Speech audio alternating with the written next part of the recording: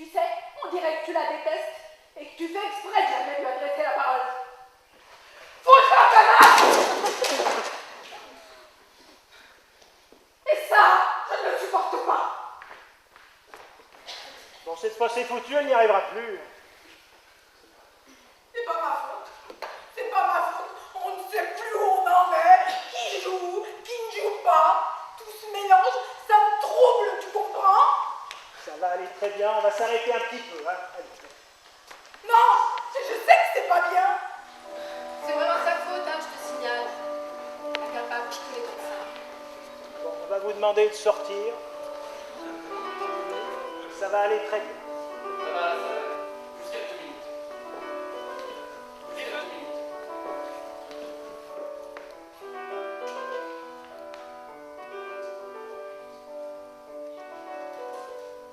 Tu te souviens de moi?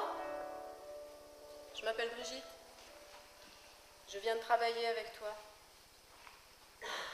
On était partenaires.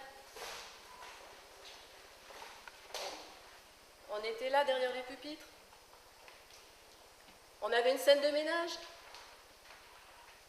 qui se terminait par une demande en mariage d'ailleurs. Tu te rappelles? Mais si. Après on était assis sur nos chaises là. On était jaloux de l'un de l'autre. Et tu t'énervais pour un rien.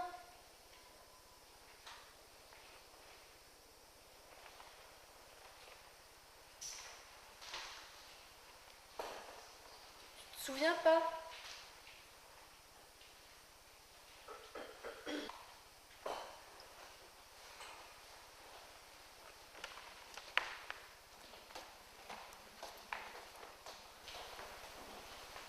Il faut supprimer dans notre avion 8 personnages, c'est 3 de trop. 8 personnages, c'est 3 de trop. Mais ma pièce ne vous paraît-elle pas touchante? Oh, tout le temps que vous voulez. Vous ne savez donc pas que pour réussir, il faut d'abord consulter les décorateurs et les machinistes. Qu'avez-vous prévu pour eux? Et qu'ai-je prévu? Ah oui, je me souviens, l'assassinat du commandeur. Mais il a lieu au début de l'action. Ah oui, la première scène se passe dans la maison d'Onana. Et puis, Comment cela et puis? Comment? Vous n'avez rien prévu pour la suite? Aucun orage? Aucun tremblement de terre? Aucune apparition dans le ciel? Aucune éruption volcanique? Et l'ours? L'ours? Enfin, passons. L'essentiel, c'est de plaire aux chanteurs et aux chanteuses. Je m'y emploierai toute mon ardeur. Ils n'auront pas à se plaindre de la musique. combien de morceaux aura votre opéra? Combien de morceaux? Autant qu'il en faudra pour exprimer le tumulte des sentiments de mes personnages. Fiasco, fiasco, fiasco, fiasco, fiasco, fiasco, fiasco, fiasco, fiasco, fiasco. Gilbert, j'avais mis tout à l'heure de la musique. Glenn Miller, tu connais Glenn Miller? In the Wood. Du coup, je racontais l'histoire avec mes 3 potes quand on revenait d'Arizona et qu'on avait monté un quartet de jazz en Normandie. Avec toutes les filles. Tu te rappelles? Les filles, sax, clarinette, trompette. Non? Don Giovanni. Don Giovanni, Don ça Giovanni. dit quelque chose? Celui de mon opéra? Ton opéra? Don Giovanni, ton opéra? Ah, tu te reposes un peu. Don Giovanni, j'ai 2 mots à te dire. Oui, je te l'accorde. La panoplie du parfait chasseur nécessite la présence d'un chien. Oui, je te le concède, la compagnie de ton dog te confère une belle prestance. Et je dois dire que moi-même, quand je vous ai vu arriver, Piccolo et toi, tout de blanc vêtus, j'ai trouvé que vous aviez de la gueule. Et d'ailleurs, j'ai tout de suite lu dans les yeux de Zerline qu'elle n'était pas insensible à ton allure. Mais j'ai aussi tout de suite remarqué que dès le départ, Piccolo ne lâchait pas Zerline du regard. Quand tu as parlé à Zerline de ses yeux malicieux, de ses petites lèvres si belles, de ses petits doigts blancs et parfumés, j'ai bien senti que Piccolo était à l'affût. Plus tard, quand tu lui as dit toucher du lait et respirer des roses. C'en était trop. Piccolo, il fallait qu'il exerce ses sens. Mais tu ne te rends pas compte, Don Giovanni, que Zerline est complètement traumatisée par les assauts de ce molosse en rut. Elle est prostrée depuis 2 heures dans ton petit pavillon. Et je vais te dire, je la comprends. Et puis, il y a un détail qui me chiffonne. Si je peux faire l'effort de croire que tu n'avais rien vu venir, je voudrais que tu m'expliques pourquoi, une fois l'affaire entamée, tu as tant tardé à arrêter Piccolo dans son entreprise. Bref, que soit bien clair, Don Giovanni, si tu veux continuer ta carrière de séducteur, soit tu te sépares de Piccolo sur le champ, soit tu lui dégotes une piccola capable de calmer ses ardeurs. Et je vais te dire, maintenant qu'il a goûté à Zerline, la barre est haute.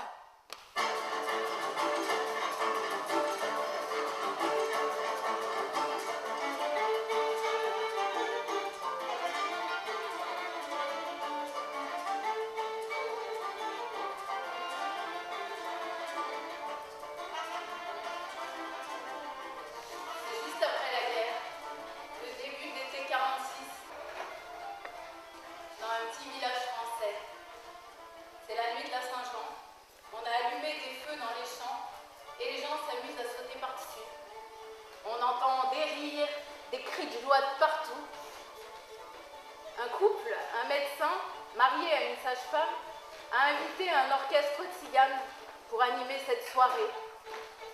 Les gens ont vraiment envie de s'amuser après ces années noires. Et on a l'impression que la musique le dit. La femme, malgré le bruit, perçoit quelque chose comme les pleurs d'un bébé. C'était peut-être une déformation professionnelle. Derrière un buisson, dans une panière en osier, elle découvre un nourrisson. Il est complètement paniqué. Immédiatement, elle le prend contre elle et l'enfant, aussitôt, est apaisé et se calme. Combien de temps il a hurlé au secours avant? C'est quoi l'histoire sordide dont il est issu? Je sais pas. Le couple avait déjà des enfants, mais ils étaient grands. Ils ont recueilli et élevé ce bébé en lui donnant tellement d'amour, de chaleur, et lui ont fait une vraie place, sa place. Cette petite fille, ils l'ont appelée Marie. Elle a grandi sans jamais vouloir rechercher ses géniteurs. Sa vie était pleine, heureuse. Ça, elle le devait à ses parents adoptifs. Le reste, elle s'en fichait. Ça me fait penser à cette musique, un élan de vie qui progresse toujours au-dessus du malheur.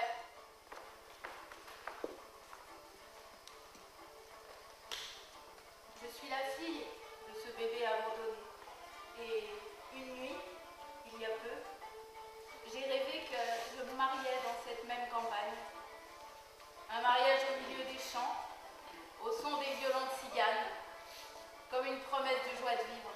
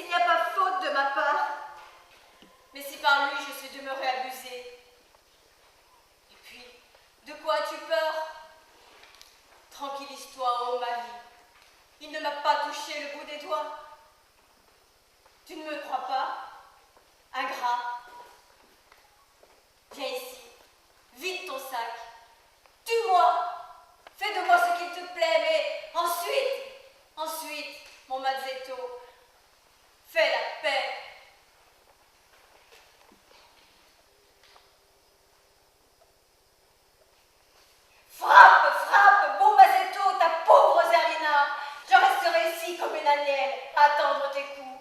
Je me laisserai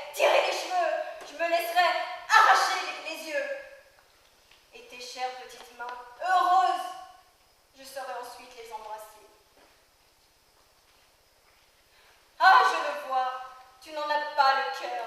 Paix, paix, oh ma vie.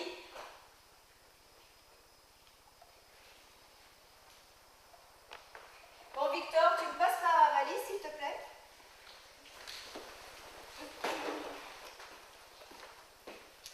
Pas celle-ci. Il me faudrait, tu sais, la petite avec la fermeture éclair, s'il te plaît. Parce que celle-ci, je sais pas la fermer. Ah, je te remercie.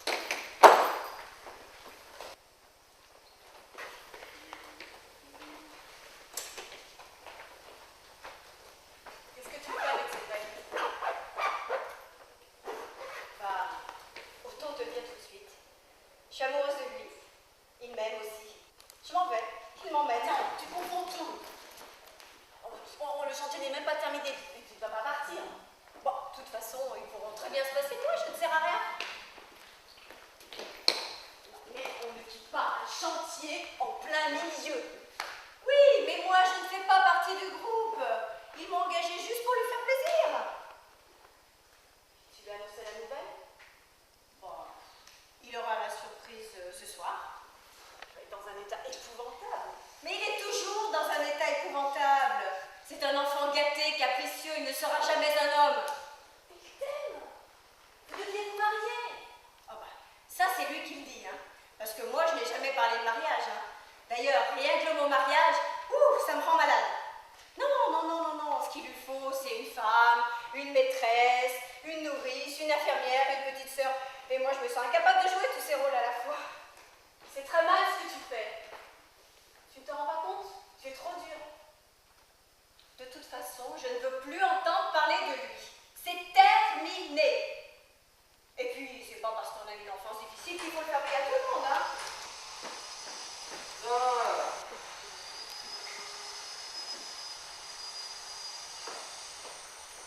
Ça, je ne trouve pas.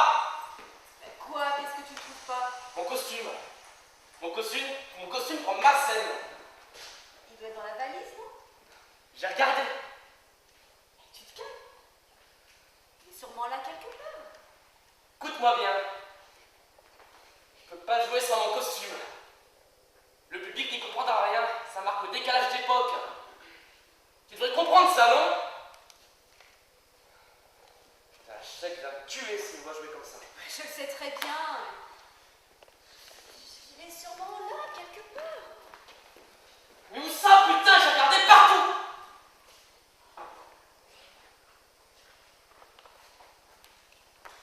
Je crois que j'ai oublié. Ah non. Non, ça c'est pas possible. Tu comprends?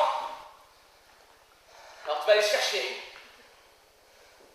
Ma grande scène est dans quelques minutes. Tu prends la voiture, tu vas le chercher, tu comprends? Je vais pas retourner à la maison maintenant, c'est n'importe quoi. Je sais pas ce que tu peux faire, ce que tu peux pas faire. La seule chose que je sais, c'est que je peux pas jouer avec ces fringues. T'es complètement malade. T'as qu'à la faire toi-même, ta valise. Eh ben merde. Et si t'es pas content, et si c'est mal fait, et si je m'y prends comme un manche, et ben la prochaine fois, tu prends ton costume et ta valise de merde et tu la fais toi-même. Écoute-moi bien. Tu vas fermer ta putain de grande gueule et m'écouter. C'est à toi de faire ma valise. À chaque fois. À chaque fois.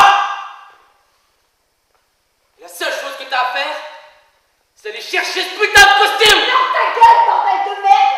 C'est ta faute si nous sommes venus jouer ce putain de chantier. Tu sais quoi? Ça suffit. C'est la première ce soir. T'as même pas pensé à me dire quoi que ce soit, pas un encouragement, rien. Ok? Bon, je suppose que tu dois te consoler? Papa me console. Là, je te console pas.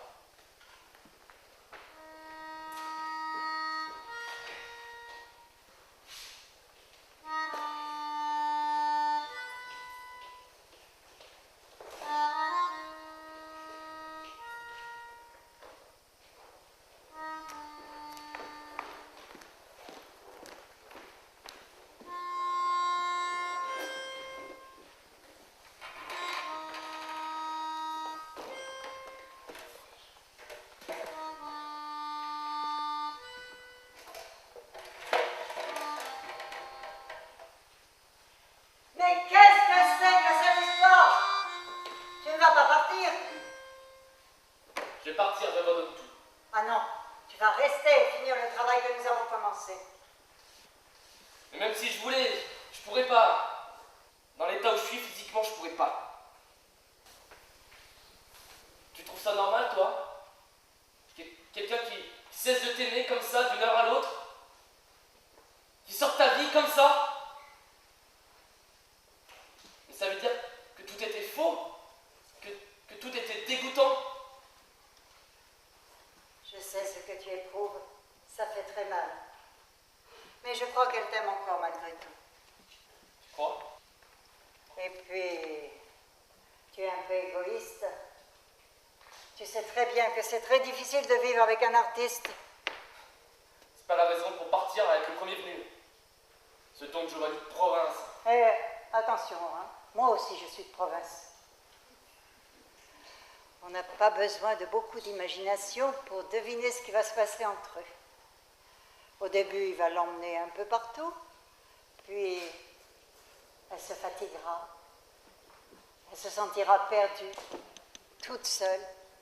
Je te parie que dans 2 semaines, elle est de retour. Tu crois? Ouais. Même si elle revenait.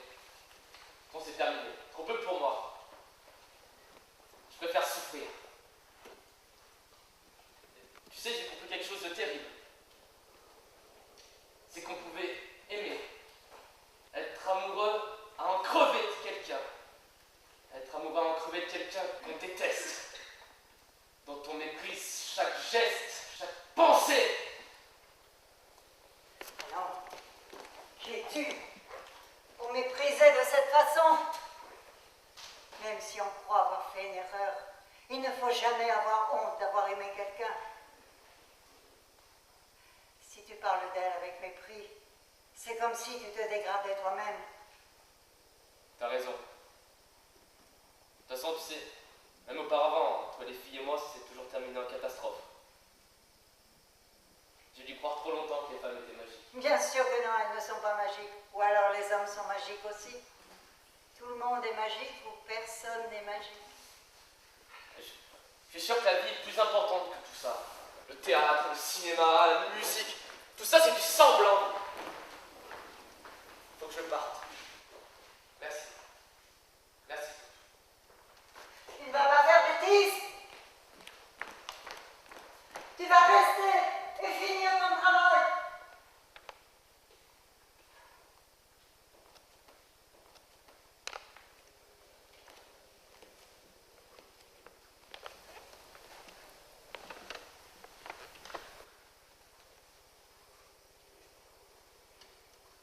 Quelle est lourde à porter l'absence de l'ami. L'ami qui tous les